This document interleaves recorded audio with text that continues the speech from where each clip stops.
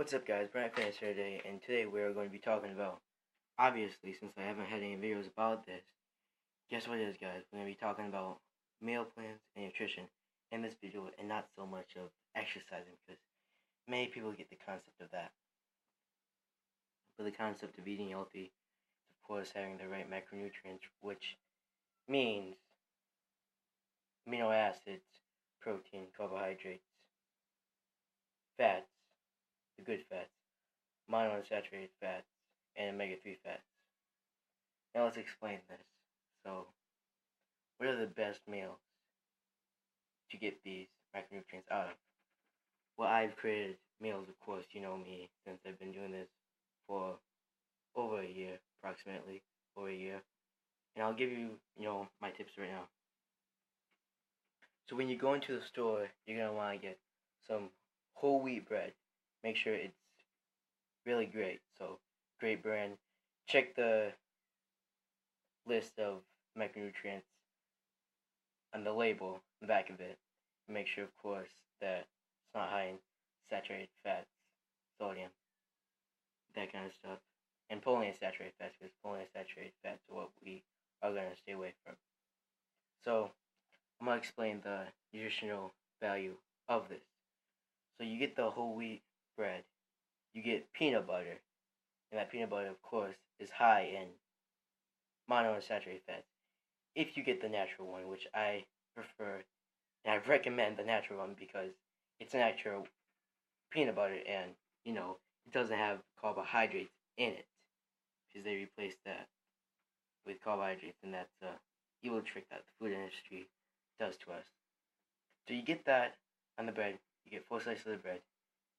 So you get 2 pieces, 2 peanut butter, natural peanut butter sandwiches.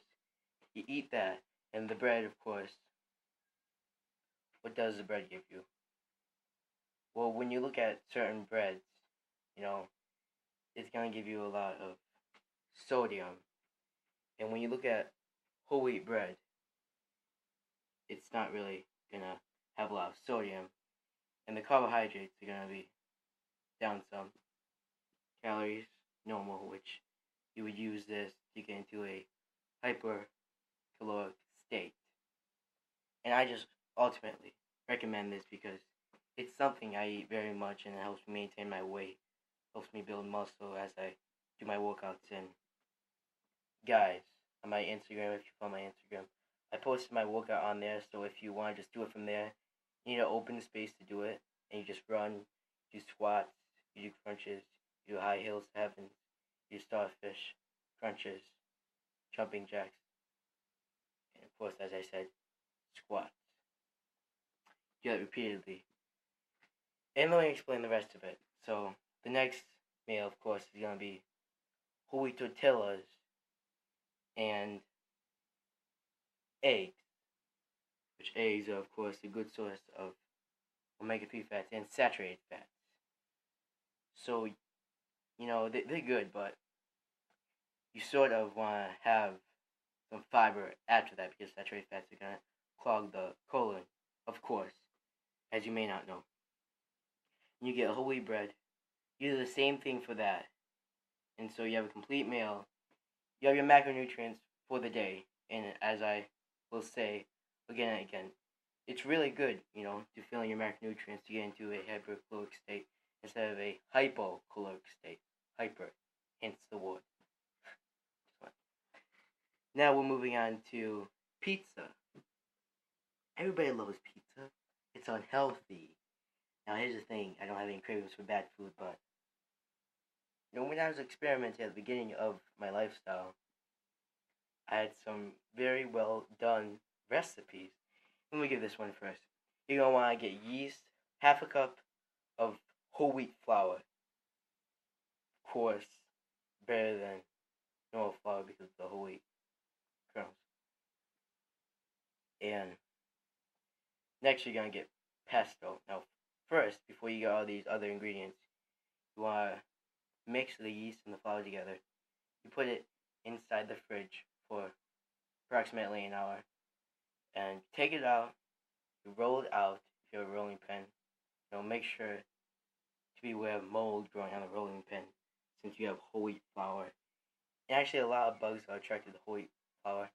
I've learned that because I had the rolling pin. Now I use my hands, my big hands.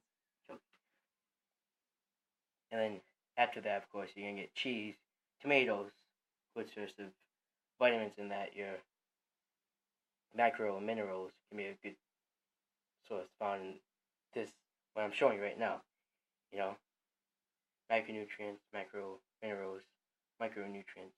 All of the stuff that I'm showing you has all of them included. So you get energy, you build muscle, you can go into recovery fast and actually not retain fat, basically not have abs, torn abs, and just have a high metabolism to be in a hypercaloric state and have a good immune system.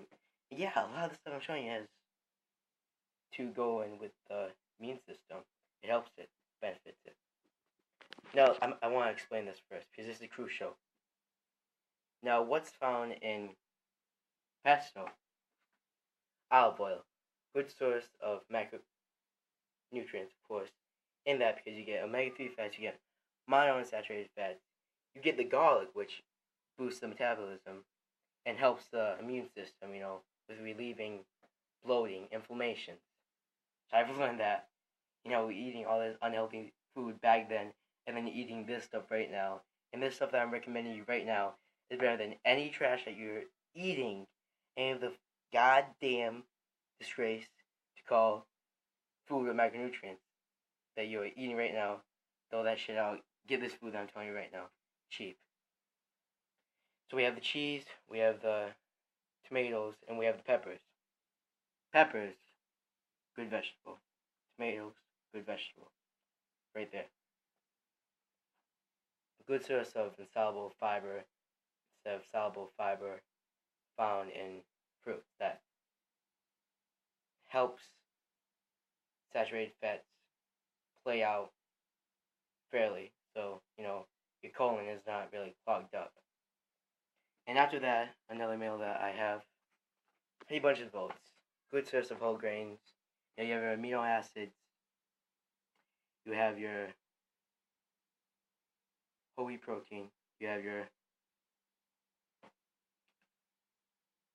granola, some of us seem to get carried away with granola because it's a lot of sugar in it, but if you find the right one, it's going to be good because good source of amino acids and, of course, monounsaturated fats from the peanut butter, natural peanut butter if you use natural peanut butter in it, but then you have a lot of carbohydrates if you don't use natural peanut butter in the actual granola.